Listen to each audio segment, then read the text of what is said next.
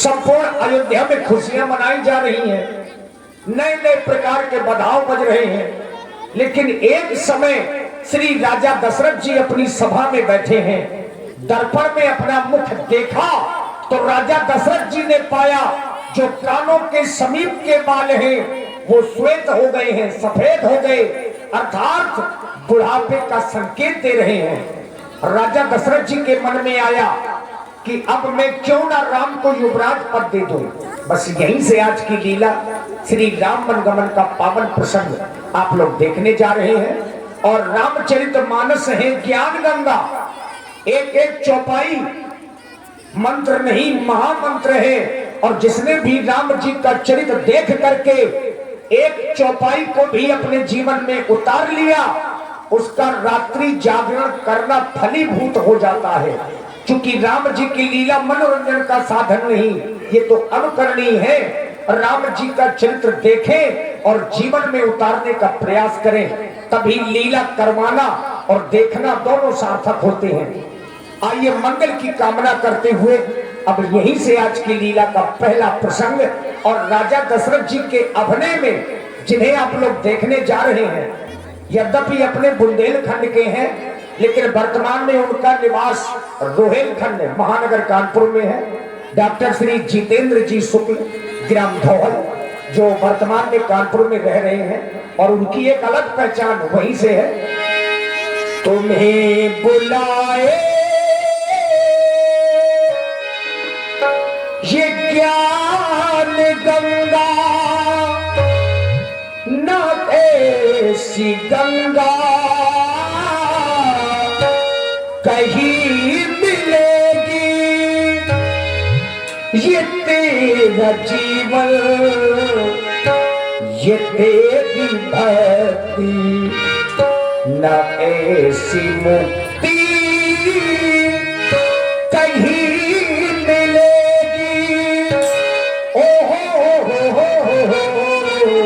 दरबार तेरे जो आते हैं मन की मुराद पाते हैं, दरबार तेरे जो आते हैं मन की मुराद पाते हैं। तेरी तेरी है गंगा ये तेरी है, आजा दे भैया तो आधी जाओ आधी जाओ आधी जाओ। सिया राम जय जय राम।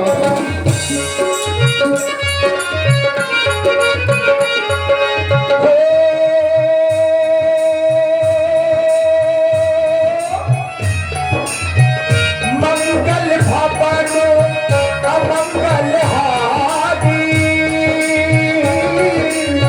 प्रभु सुदर्शन रख अजय बिहारी।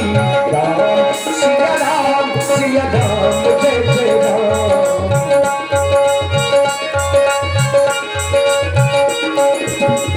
जब तेरा प्यार भर आए नित नव गजमो ते बधाए। राम सिया राम जय जय राम।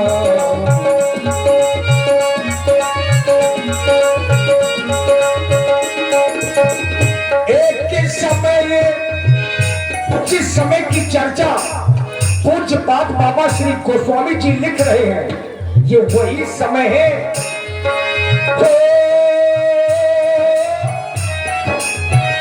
एक समय सब सहित समाजा,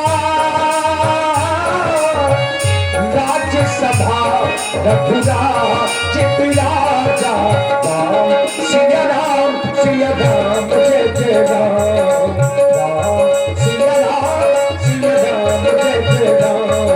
राम सिया राम जय जय राम। और आप हैं आदरणीय श्री कुलदीप राजपूत जी, श्री कुलदीप राजपूत जी विजयपुर से जो सब इंस्पेक्टर हैं एसआई। और आप हैं शिव कुमार राजपूत जी बहगांव से, श्री सर्वेश राजपूत जी धगुआ से, श्री तेजा लोधी सिवनी मुस्कुरा से, श्री संजय राजपूत जी सिवनी मुस्कुरा से आप सभी मित्रों की ओर से 521 पुष्प मुद्राएं 521 पुष्प मुद्राएं सादर समर्पित हैं। धन्यवाद। जिस तरह सुनहरा ताज कहूं ये सूरज शान दिखाता है, ये चांद भी लश्कर बन इन तारों के संग आता है। हर वक्त हो खूबसूरत, हर वक्त की हो खाली, अरे बनकर धर्म के नाम का सिक्का धरती से गगन तक हो जाई। अरे हुई धर्म की उन्नति ये सकल पाप की छोड़। एक बार सब मिलकर बोलो महाराज दशरथ की जय, महाराज दशरथ की जय। पावन साकेत नगरी में निवास करने वाले हमारे प्रजावासी इस सिंहासन पर बैठने के बाद प्रथम दर्शन अपनी प्रजा का करता हूं, विचार करने लगता हूं एक राजा का जीवन कितना बड़ा जीवन है, जिसे अपने सुख दुखों का विचार करने के उपरांत अपनी प्राणों से प्यारी प्रजा का भी ध्यान रखना है। यदि राजा के द्वारा ऐसा नहीं किया जाता तो जा सुराज प्रिय प्रजा दुखारी, सो नृप अवश्य नरक अधिकारी, ऐसे राजा को नरक का गामी बतलाया गया है। अपने सुखों के लिए पद का भोग करना ये जीवन के लिए नरक का गामी बनाने के लिए पर्याप्त है। अपने सुखों के लिए जीना तो ये पशु प्रवृत्ति है। अपने शरीर से संसार के काम आना ये मनुष्य के लिए बहुत ही जरूरी है। राजमंत्री महाराज, क्योंकि ये जीवन साधारण नहीं है। ये जीवन कैसा है? बड़े भाग मानुष तन पावा, सुर दुर्लभ सद्ग्रंथन गावा, सुर दुर्लभ। जिस देह को पाने के लिए देवता भी लालायित रहते हैं, जिस देह को प्राप्त करने के लिए न जाने कितने प्रयत्न किए जाते हैं, लेकिन यह देह साधारण प्राप्त नहीं होती है। ये पंचभौतिक शरीर प्राप्त करने के लिए व्यक्ति को ना जाने कितने प्रकार के यत्न करने पड़ते हैं। उन यत्नों में तब ये मानव का शरीर प्राप्त होता है, क्योंकि यही शरीर है साधन धाम।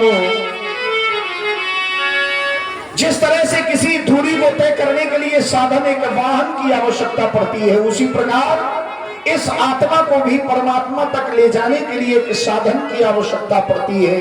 वह शरीर है, ये मानव का शरीर है। यदि जो समझ गए वो समझ गए, जो नहीं समझे वो व्यर्थ ही शरीर को गंवाते चले जा रहे हैं। साधन धाम मोक्ष कर द्वारा, ये मोक्ष का द्वार है। यदि इसे पाकर के हमने अपना जीवन सफल नहीं किया तो जीवन पाने का कोई मूल्य नहीं है। जीवन में भक्त प्रत्येक प्राणी सुंदर दिखना चाहता है, सुंदर बनना चाहता है, लेकिन मनीषियों ने विचार रखा ये इत्र वस्त्र आभूषण से क्या इस शरीर का श्रृंगार किया जा सकता है? ये पंच भौतिक शरीर है, इसमें किसी चीज की आवश्यकता नहीं है। यदि केवल मानव धर्म को अपना करके जीवन जिया जाए तो उससे सुंदर शरीर संसार में दूसरा कोई हो ही नहीं सकता। अनेकानेक तर्क वितर्क करने वाले लोगों ने भी अपनी टिप्पणियां रखी। बोले सुंदरता का प्रतीक तो नारी को माना गया, जिसे 16 श्रृंगार समर्पित किए गए, तो क्या वो नारी सुंदर है? मनीषियों ने विचार दिया, यत्र पूजे पूजन्ते नार्यस्तु, जहां जहां भी नारी की पूजा होती है तहां देवताओं का वास होता है। लेकिन कौन नारी? तो मनीष कहते हैं नारी की शोभा इस संसार में नारी पूजनीय है। जहां नारी की पूजा होती है वहां देवता निवास करते हैं, ऐसा मनीष गण कहते हैं। लेकिन कौन नारी? तो विचार करना पड़ा। कौन नारी? जिसने लज्जा रूपी घूंघट को ओढ़ रखा है, जिसने जीवन में अपने सदाचार को रखते हुए परिवार पर, जिस कुल पर, जिस स्थान पर रह करके अपनी मर्यादाओं का पालन किया है, वो नारी कौन सी है? नारी की शोभा लाज से है, देखो नारी जिसमें लाज नहीं, ब्राह्मण की शोभा ज्ञानों से है, देखो ब्राह्मण जिसमें ज्ञान नहीं, क्षत्रिय की शोभा धर्म से है। जीवन में देखा तो एक ऐसा व्यक्ति इस संसार में नजर आता है जो अपने लिए कभी जीता ही नहीं। शस्त्र जीवो मही रक्षा प्रवरा तस्जीत का तत्रा में प्रथमानि कल्पा पृथ्वी शह परिपालनम, इस धरती के पालन में अपने जीवन को समर्पित कर देता है। क्षत्रिय की शोभा धर्म से है, दिग क्षत्रिय जिसमें धर्म नहीं, राजा की शोभा न्याय से है, धिक ब्राह्मण धिक राजा जिसमें न्याय नहीं, जिस न्याय पे राज का मान नहीं। इस सिंहासन को पाने के बाद ना जाने कितने प्रकार की जिम्मेदारियों को पूर्ण करना होता है। आज सेनागार से सीधे चल करके हम अपने सिंहासन की ओर बढ़ गए, राज दरबार की ओर आ गए। ऐसा लगता है मानो हमारे शीश पर शोभायमान यह ताज कुछ टेढ़ा है, हमें इसे यहीं पर संवारना होगा। अतिशीघ्र दर्पण की व्यवस्था की जाए। जो आज्ञा महाराज। और भाई श्री अशोक पाल सिवनी वालों की ओर से 51 मुद्राएं महाराज श्री दशरथ जी के चरणों में प्रदत्त है। साधुवाद। महाराज दशरथ जी ने ज्यों ही दर्पण में अपना मुख देखा, लाये सुधाये मुकुरी कदलीना, बदन बिलो की मुकुट समकीना।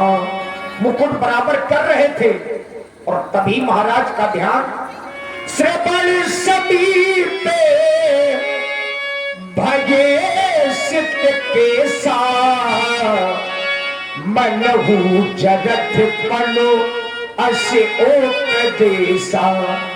मानव का जीवन भी बड़ा विचित्र जीवन है। जिस समय उपलब्धियों की चकाचौंध उसके सामने होती है तो वो खुद को विलोकना बंद कर देता है, लेकिन दर्पण कभी झूठ नहीं बोलता। जिस समय मेरी दृष्टि गई, दर्पण में मैंने अपने मुखारबिंद का दर्शन किया, मुकुट को सीधा किया, अचानक हमारी दृष्टि कानों के समीप पहुंच रही है और देखता क्या हूं कि मेरे जीवन में भी बुढ़ापे ने दस्तक दे रखी है। कर्ण समीप भय सिद्धकेशा, मनहु जनटपन अस उपदेशा। मुझे उपदेश दिया गया कि राजा दशरथ, तुम्हारे जीवन रूपी दहलीज में भी अब बुढ़ापा आ पहुंचा है। तुम्हें भी अपनी जिम्मेदारियां, जो एक राजा का कर्तव्य है, चौथे पनजाई नृप कानन, चौथी अवस्था में राजा को वानप्रस्थ स्वीकार कर लेना चाहिए। लेकिन विचार ये करता हूं, यदि मैंने वानप्रस्थ को स्वीकार किया तो इस सिंहासन की व्यवस्था कौन देखेगा? बरसों गर्जा युद्ध स्थल में, बरसों शिकार में मगन रहा, अभी तक मैंने विचार नहीं किया था कि मेरे जीवन में भी बुढ़ापा आ सकता है। और उस बुढ़ापे ने ऐसा संकेत दिया कि राजा अब सोचने में विवश है कि सिंहासन की व्यवस्था किसे दी जाए। विचार आता है, भय राम सब विधि सब लायक, राम सब विधि से योग्य हो गया है, क्यों ना हो इस सिंहासन की व्यवस्था भी हम राम को सौंप करके साहस इस गृहस्थ को छोड़कर के वानप्रस्थ को स्वीकार करेंगे, एक सच्चे राजा का धर्म निर्वाह करेंगे। अस्तु, इसके लिए गुरु अनुमति परम आवश्यक है। आज का दरबार यहीं पर समाप्त कर दिया जाए। हम पूज्य गुरुदेव का दर्शन करने के लिए उनकी सदन की ओर जा रहे हैं। जो आज्ञा महाराज। और आप कहें काजल निषाद